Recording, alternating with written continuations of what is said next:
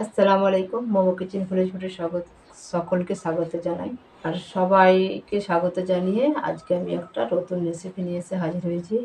এই অতিরিক্ত গরমে হাইফাই করা গরম, প্রত্যেকটা মানুষ কিন্তু গরমে প্রচুর হাঁসফাঁস করছে। আর সেই হাঁসফাঁস গরম দূর করাতে, কষ্ট থেকে দূর করাতে আমি আজকে রেসিপি একটা নিয়ে এসেছি, কাঁচা আম পোড়ার শরবত। আর সেই কাঁচা আম পোড়ার শরবত খেলে আপনারা অনেকটাই কষ্ট থেকে মুক্তি পাবেন। এরকম কাঁচা আমকে যদি চুলায় পুড়িয়ে শরবত করে খাওয়া যায়, গরম থেকে কষ্ট থেকে অনেকটাই আরাম পাবেন। তো সেই শরবত কীভাবে তৈরি করতে হয় সেটি আজকে আপনাদের সঙ্গে শেয়ার করব। আমার অনুরোধ রইল আপনারা পুরো ভিডিওটা দেখবেন। আর যা যা মশলা লাগে আমি শরবত করার সময় সবটাই কিন্তু আপনাদেরকে দেখিয়ে দেবো। আর একটা কথা, এই যে এই আমগুলো দেখছেন চকচক করছে, এর মধ্যে কিন্তু আমি একটা তেল মাখিয়ে নিয়েছি। এবার তেল মাখিয়ে নিলে কি হয়, আম পোড়ার পর এই খোসাটা ছাড়াতে অনেকটাই সুবিধা হয়ে যায়। যেন তেল মাখিয়ে নিয়েছি, এবার দুচলে রান্না করবো, সেখানে কিন্তু আংড়াতে আমি আম দুটো পুড়িয়ে নেব। চলে এসেছি চুলার কাছে, আর আমার রান্নাও হয়ে গেছে। এবার আমি দিয়ে দেবো আম দুটো, চুলোর মধ্যে ফেলে দেবো। এখানে আগুন আছে গনগনে, আম দুটোকে চুলোর মধ্যে ফেলে দিলাম, দিয়ে পাঁচ ঢাকা দিয়ে দেবো, গরম পাঁচ ঢাকা দিয়ে দেবো।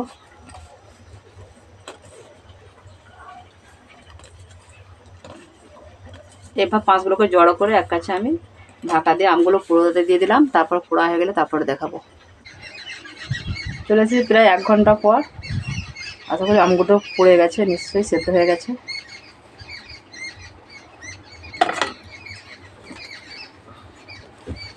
এই দেখুন আমগুলো পুড়ে গেছে।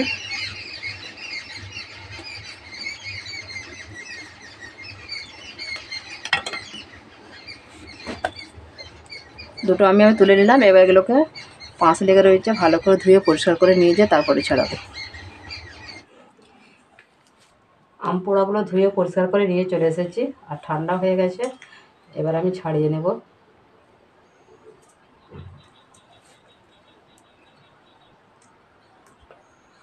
এভাবে খোলাগুলো ছাড়িয়ে নেব।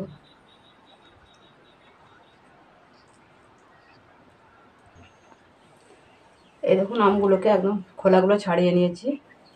এই দেখুন দুটো আমেরই খোলা ছাড়ানো হয়ে গেছে। খোলাগুলো এখানে করে দিয়েছি, খোলাতে যে শাঁসগুলো ছিল সেগুলো বার করে নিয়েছি। এবার আমি একটা জালতি নিয়েছি, তারের জালতি। এটাতে ভালো করে এইভাবে করে নিলে পুরোটা বেরিয়ে যাবে।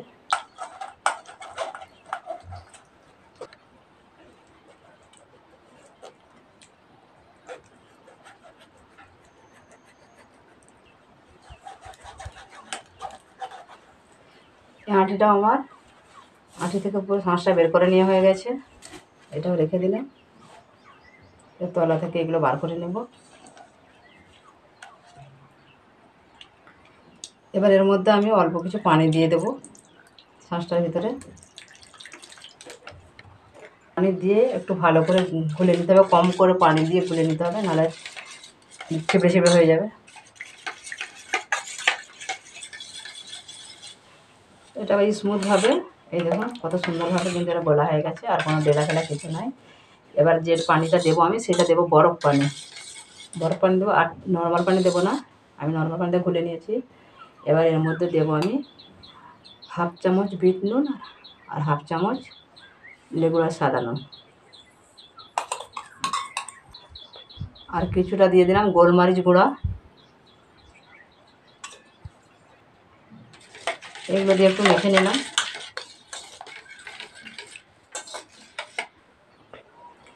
এবারে দিয়ে দেবো গ্রেট করা চিনি। মিষ্টিটা যে যার নিজের মতো আন্দাজ মতো দিয়ে করবেন।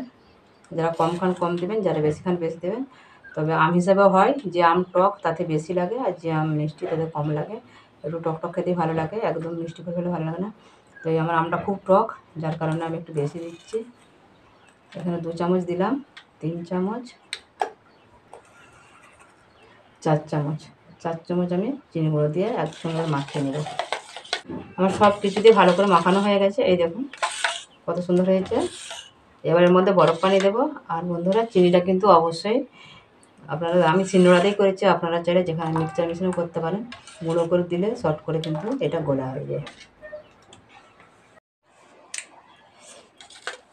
এটা ভালো করে গুলে নিয়েছিলাম। এরপর আমি বরফটা আনতে গিয়েছিলাম, তো এই দেখুন 15 মিনিট রাস্তা, যেখানে যাদের মানে বাড়িতে বাপের বাড়িতে ফ্রিজ আছে, 15 মিনিট রাস্তা, সেখান থেকে আনতে আনতেই কতটা ঠিক গলে গেছে। এটা গলে গেছে। এটা অবশ্যই বরফ দিয়ে খেলে দারুণ লাগবে খেতে। আমি এখানে এবার পানিটা পাইল করে দেবো।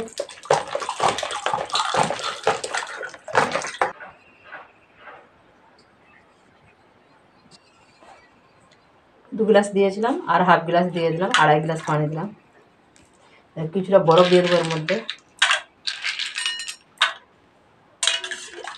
দিয়ে ভালো করে গুলে নেব।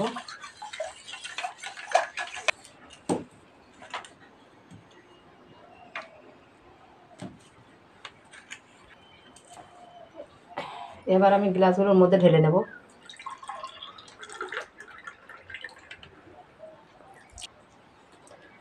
আমার পোড়া আমের শরবত একদম রেডি। এবার আমি কাগজি কেটে এভাবে একটু সাজিয়ে দেব।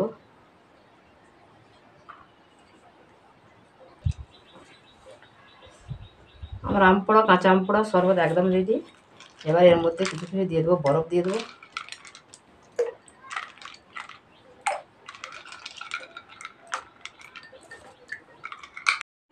আমার পোড়া কাঁচা আমের শরবত একদম বরফ দিয়ে রেডি করে নিয়েছি।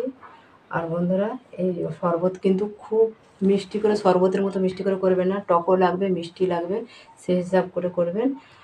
আর একটা কথা হচ্ছে, এই যে হাঁসফাঁস প্রচুর গরম, যে অতিরিক্ত যে গরম গরম লাগে, এরকম 1 গ্লাস শরবত যদি আপনারাও তৈরি করে খেয়ে নেন, দেখবেন সঙ্গে সঙ্গে কিন্তু গরম ভাবটাও কেটে যাবে, শরীরের মধ্যে আরাম বোধ হবে।